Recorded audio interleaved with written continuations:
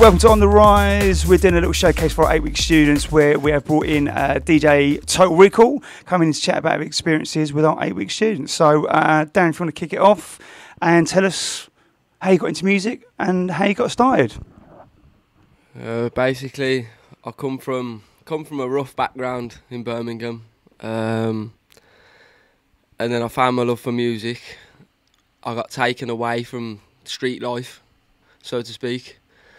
Introduced to a certain organisation, which then helped me develop my craft within music. I spent a lot of time, a lot of hours pushing to do what I believe in and do what I want to do in life, which is music. I started performing at events around when I was 16 years of age, at under 18 events, and there were like 1,000 kids. And then I went to study at Access to Music in Birmingham. I'd done a creative music production degree, which I completed. And then, I started having DJ Hype on my phone, ringing me up. Hazard on my phone. DJ Marky from Brazil ringing me up. Nice. Brian G ringing me up.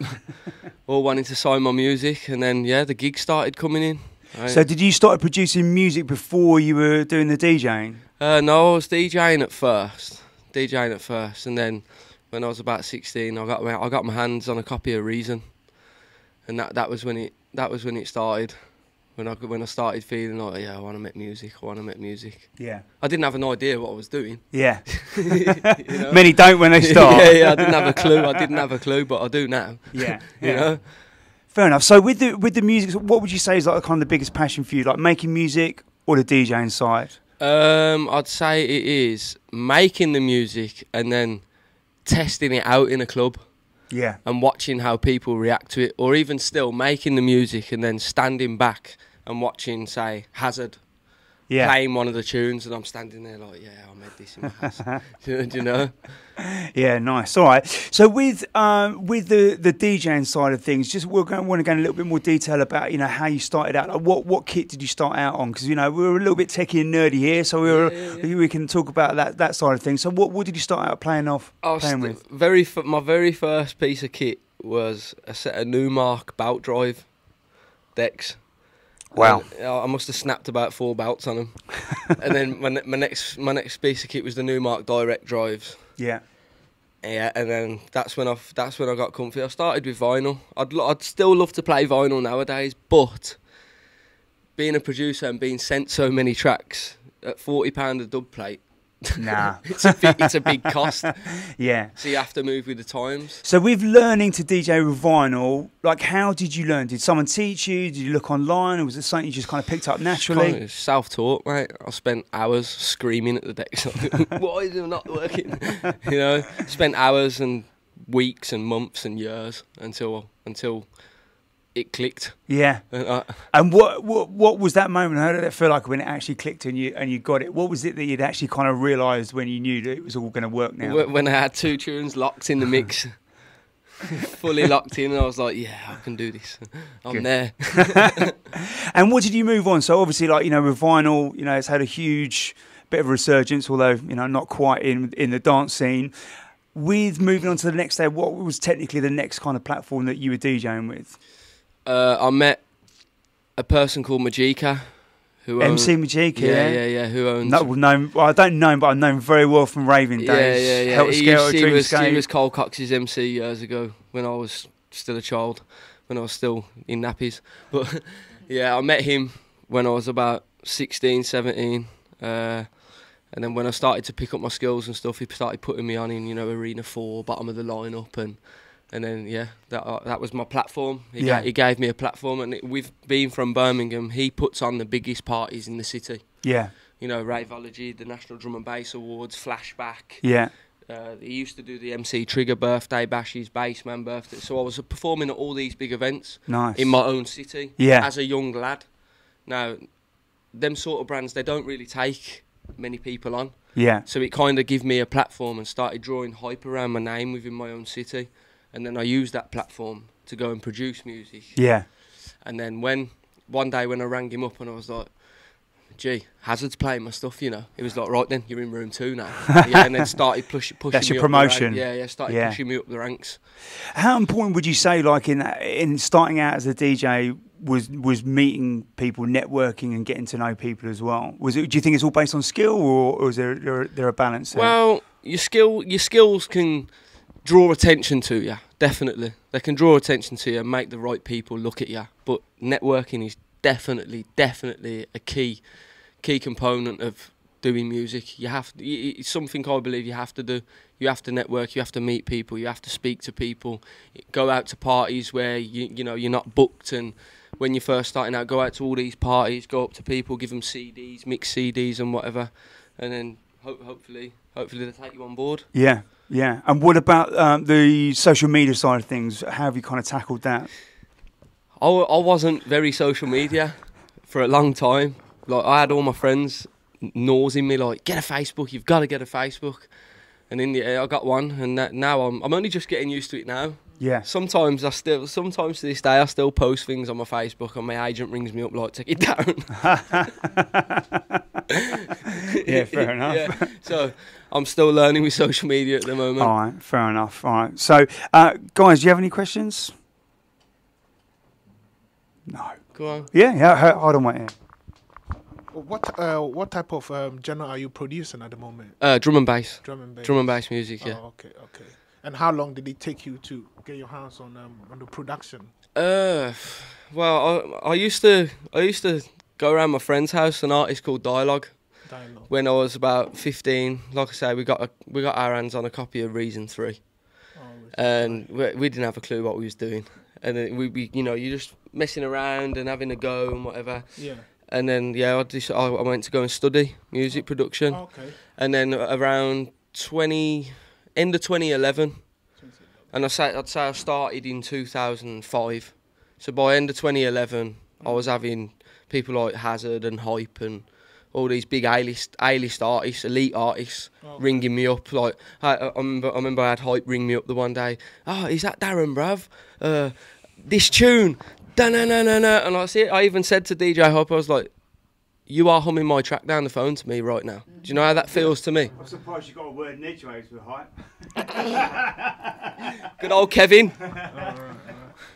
Okay, so in DJ wise, what kit are you using at the moment? The latest Pioneers record box facility. Oh, okay. That's the industry standard. Okay. But at home time, like away from the industry, I just produce. I don't DJ in my house. I pick, like, you know, when they say once you ride a bike, you'll never forget it. Yeah. That's it. So now I just produce music. That's all I do with my time now, literally. Okay. So with me, I'm a starter. So any advice for me, like kit wise? On production or DJing? DJing. Any advice? As a beginner. I'd say get the industry standard kit. Okay. So then when you do make the transition to performing in a venue, you'll be comfortable with the kit, because that'll be the industry standard as well. Okay. So then you don't feel lost when you stand on the stage and you're like, oh, what's this do? What's that? Do you get what I mean? Yeah, that's it. Get the industry standard kit and become a master of your craft. Just make sure you practice until you can't practice no more, until you feel sick of it. And practice some more. Yeah, and then practice some more after that. Thanks very much. No worries, man. Like when you started out, like how many hours a day would you say you kind of poured into it? About 6. Yeah. Definitely. All day, every day. Just try. Screw school working. That's it. It's all mixing all day. To be honest, I regret it, but I threw school down the pan. Yeah. So that I feel very blessed to be able to do what I'm doing right now. It's tough, you know. Like most people say, it takes you 10,000 hours to truly master something, or to do it 10,000 times, and you know it's very true. I think with DJing as well, because I think as technology evolves and styles change and music evolves, you know, you have to be able to move with that. You know, there's always that core foundation of learning how to beat match and phrase mix 2 tunes together. Yeah. But that's the core basics. You know, a lot of people can do that. How you make yourself stand out is what you add on top of that. Yeah. And that takes, you know, a lot of time and energy and effort to do that. It's like your own unique signature Yeah. on whatever you're doing. But like whatever you want to do in life, I'm a firm believer of, say, like, you know, if you wanted to be an electrician, you go to college, you put the hours in. Yeah. You go to university, you put the hours in, and then at the end of it, you're an electrician. You want to be a DJ, put the hours in, do the right things, place yourself correctly, put yourself around the right people. Just like if you wanted to be an electrician, you're placing yourself in like a perfect place, like this place for you guys. You're putting yourself in the right environment, around the right people, and then things will manifest. Yeah. They will. Nice. As long as you believe in it. You have to believe. That is the most important thing. No, you have to believe in what you're doing. Yeah. Because without belief, if you don't believe in yourself, yeah, how is any company going to believe in you if you don't believe in yourself? Because at the end of the day, you are a product, and you're trying to sell yourself to a company or to a rave brand or to get people to want to book you. So if you don't believe in yourself, how's anyone else going to believe in you? So that's the main thing. You have to believe. Wise Definitely. words, mate. Very wise.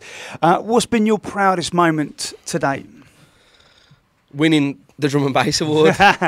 And congrats for that, mate. That was well deserved. You know, Majika, who runs the awards, because I'm such close friends with him, he thought it'd be funny to tell me I come third. He didn't tell me I won, so I didn't know. I've done the back-to-back with Ronnie Size, which was that's another moment. Wow. Yeah. I was taken away, like I was, as if I'm standing. Like I used to steal a member of family's tape packs when I was like 7 and listen to like Ronnie Hazard, Hype, and Brian G and all this. And then years later, I'm working with them. But definitely the Drum and Bass Award. I didn't have a clue I'd won it. 2 days before the awards, he's ringing me up, going, "Darren, make sure you dress smart." And I'm like, "Why? If I haven't won?" And he's like, "Oh, it's because you're back to back with Ronnie Size and it's going to be filmed." So I didn't click on. I said, "Oh, all right then, yeah, that's fine." And then literally, I'd done the set with Ronnie Size. Then I had to play with, do a set with General Levy. And then literally, as I've gone to go backstage to the artist bar, Majika's come out from behind. "Come on, the awards are starting." And then because the award hosts, you know, to announce the winners and whatever was Majika and Voltage. Yeah. But then when the category that I thought I'd come third in come on the screen, Majika's on the mic on the stage, like, "We've got a Mercury Prize winning guest to come and present it to the winner." And that was the moment I knew. Wow. When he said Ronnie Size is going to present this, and it was at that moment I was like, "This is me, innit? This is me." Yeah. Phenomenal moment, which I'll never forget. I'm sure there'd be many more, mate. I'm sure there'd be many more. I believe so. Yeah. Like I say, you got to believe. So. Yeah, indeed, mate. Guys, do you have any more questions for Darren? Yeah. So what do you think about like collaboration in terms of working with other people on the DJ side? Because I know you're big on production, but like, especially starting out and that. Yeah, go back to backs, dude. Link up with as many people as you can. Yeah. Because you will take from someone, and someone will take from you. What you could do something what someone else doesn't know about, and that'll teach them. But then you could see them do something which you didn't know about, and you'll pick that up. So it's good to mingle and mix and go back to backs. You know, go around to parties. You know, parties and have a little back to back session with people, because you pick up skills. Yeah. That's all it is. You know, you pick up skills. And like in terms of your experience now, when you like started approaching people, things like that, what was your experience in terms of when you first started like trying to reach out to people? I just used to take my CDs, my mix CDs that I'd recorded on a CD, and I'd just go around to all the parties in my city. Yeah. And I'd give them out, and to be honest, I'd pester them. You pester? Yeah. To be honest, I would. I'd be like, "Listen to it," and then I'll be back at the next night, like, "Did you listen to it? Yeah. Here's another one." Yeah. And another one. What was your relationship with them beforehand though? I didn't know him. You didn't know Never met him in my life. Okay. I just seen a flyer. My friends, I hung around with older people. Yeah. So they was all going to raves when I was like 16. Yeah. And then I met Majika.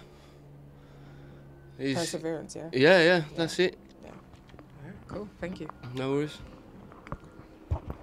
I think it's always a tough balance, isn't it, between pestering someone and actually getting to stand out. But you have to do that. I mean, I think back when I started, you know, when I was putting stuff out, you know, people had only just started getting email addresses. That's how long ago. It was like, the kind of mid-90s. Yeah. But I did like a mix CD, and I said, right, do you know what? No one was really doing CDs at that time. It was a lot of it was tapes. I got my mate to design it, really slick artwork. I mean, it looked so good.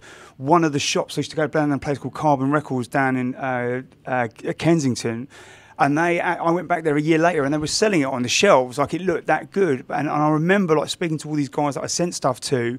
And the other thing was I used to do a top 10. I used to, all the records that I bought, I'd do a top 10. I mean, I was no one did.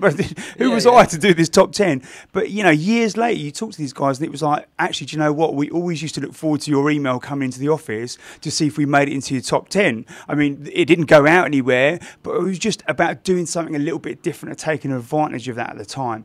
Now, obviously, it's very different. There's so much noise out on all the social networks. There's so much, that's really hard. I actually kind of believe that doing CDs kind of has brought it back round. If you post something to someone, we've said this to producers, if you want to get someone's attention, cut a dub plate of it and post it to them. Yeah. How many people submit tunes via a dub plate?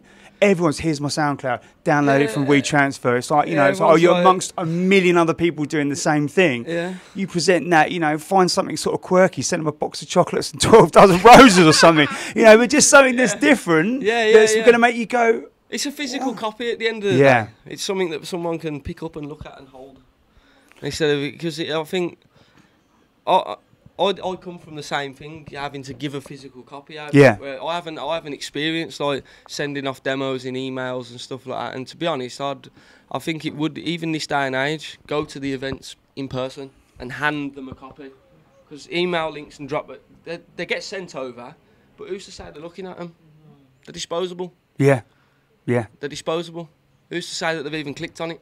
And they'll see you at the next event. Yeah, it was all right, and they ain't even listen to it. Do you know what I mean? The best one will be to go up to the promoters, say, here's my CD. Come and get in my car.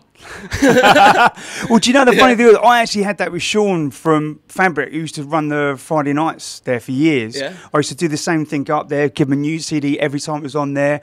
He said, he actually contacted me and said, I've had your CD in my car for about 3 months now. I love it. I was like, how about giving us a booking off the back of it then? Took me about 4 years to get in there. Yeah. You're going to be down there soon, aren't you? Yeah, I can't announce what date, but I'm at Fabric. At some point. At some point this year. Yeah. Nice. In the next couple of months. Main room at Fabric. Wicked, mate. Which I can't wait for. Yeah, because I've never even been there. Oh, really? I've never even been there. So when it went into the press and everything that it was closing down, I was gutted. Yeah. Because I'd, let alone never performed there, I'd never even been there. So I was like, absolutely wounded. Yeah. I'm never going to experience this staple part of British music culture. Yeah. And then when I seen that it reopened, I thought, I might be in with a chance. That sound system is something else, mate. Yeah, I can't wait. Enjoy that. I can't wait. I can't wait. Everyone keeps telling it me. Yeah. So like, I'm itching. It's a booking. When I got the booking, I just really wanted to scream about it. Like, I wanted to... One of those moments. And be like, whoa, yeah, I'm at Fabric. You almost have to slap yourself just to see if it's actually real. Like, my agent was like, don't you dare post that. It's got to go out through the right outlets. When really, I just want to tell everyone. Yeah, fair enough. Why not? Guys, any more questions? You can say no, so you don't have to just stand there looking blank. All right, no. Well, look, what's the next kind of steps for you? Like, you feel like now you've kind of won the award, you can sit back, or are you going to keep pushing? I've got to keep. Now I've won the award, I've got to keep my foot on the pedal more than ever. Yeah. Because you've got something to live up to. Yeah. And something that you've got to keep up there now. If I take my foot off the pedal, there's a million other hungry artists like yourselves. You're all sitting there waiting. If I take my foot off the pedal, you lot are going to go straight past me. And this is, do you know what? This is exactly what we spoke about earlier today. As soon as that moment when you get comfortable, that's it. You're done. Yeah. You can be today's headliners, and in tomorrow's obituary. Yeah. Remember that. Now there's a sound bite for you. You can be in today's headlines and tomorrow's obituary. Yeah. Which means you tomorrow you're dead. Yeah. because you took your foot off the pedal. Yeah. Fair enough, mate. Any last words of wisdom for these guys? Stick at what you're doing. believe in yourself, become a master of your craft, push on what you're doing, never give up. Like I say, as soon as you take the foot off the pedal, things are not going to go the way you wanted them. No. You just got to believe in yourself, though. That is the key implement. Like remember what I said. If you can't believe in yourself, how's any company or any brand or anyone going to believe in you? If you don't believe in yourself, you've got to believe. You've got to think, I can do this. Yeah. I know I can do it. Like I remember telling people when I was 12, 13, I'm going to be a DJ. What? When I grow up, I'm going to be a DJ. Everyone used to say, shut up. No, you're not. No, you're not. You're going to work in the co-op, stacking shelves. Or at Land Rover. Was that classic joke, isn't it? Yeah. A little boy says to his mum, "Mum, when I grow up, I want to be a DJ." Mum says, "You can't be both, son." Yeah. Yeah. Well, do you know what? Actually, another thing that reminded me was I remember always reading that interview with Andy and him saying that, he used to tell his school teacher at like 15, 16, he's going to run a record label. Yeah. I just laughed at him. Look at him now. BMG have bought into it. Yeah. Sony Music, BMG Music Group, Sony have bought into him, and that's the same with me. When I was young, as I said, I come from a rough area and whatever. I was involved in a lot of silly stuff which I had to leave behind. But my teachers used to tell me, don't get me wrong, academically I'm switched on. If they set me a task in school, I'd have flew through it top grades. But it wasn't what I wanted to do. So they used to tell me, if you carry on doing what you're doing, you're going to end up in prison. You're going to end up And then 6 months ago, my old school rang me up, asking me to go and talk to the students. Which I'm going to go and do it. Yeah. But in my heart, because they never believed in me, I felt like saying, no. But for the purpose of the kids, I'll go and do it. Yeah. I will go and do it. I'm not doing it for the teachers. I'm doing it for the students. Yeah, absolutely. Because I did say to the headmaster, I said, well, how come you don't get some of your A-star students to go and tell them how exciting their life is working behind a kiosk in Halifax Bank? What do you want me for? You told me I was going to end up in prison. Yeah. Do you know? And then the head teacher was like, oh, well, you've changed. And I said, I changed because I wanted to change. Yeah. Do you know what I mean? And now I believe in myself. And that you pursued what you loved. Yeah, that's it. That's it. That is definitely it. And the mad thing is, the school I went to was a media arts school. Okay. Like that specialised in all that. So when I was telling them, I want to produce music, they were like, oh no, we'll just give you a keyboard and you can play EastEnders on the keyboard and record it on Cubase. I'm like, you've got Cubase there, the studio equipment. Can you not get a curriculum from Ofsted? Yeah. For me to have set things for me to learn how to do this? No, we can't do that. So then years later when I'm doing it, I'm like, you should do that for the kids, Yeah. Because imagine if they'd have done that with me when I'd probably be further than where I am now. Yeah. If I'd have had that tutoring from the age of 12, getting into secondary school, I'd have been further than where I am now. Yeah. I believe so anyway. Because by the time I would have left school, I would have knew how to produce music. Could have got a head start, Yeah, very big head start in life. Yeah, fair enough. Cool. Well, Dan, it's been an absolute pleasure talking to you, mate, and thank you very much for coming down. I know you've been a very busy man at the moment, so appreciate taking this time out, mate. Yeah, Thanks very much and all the best. Pleasure.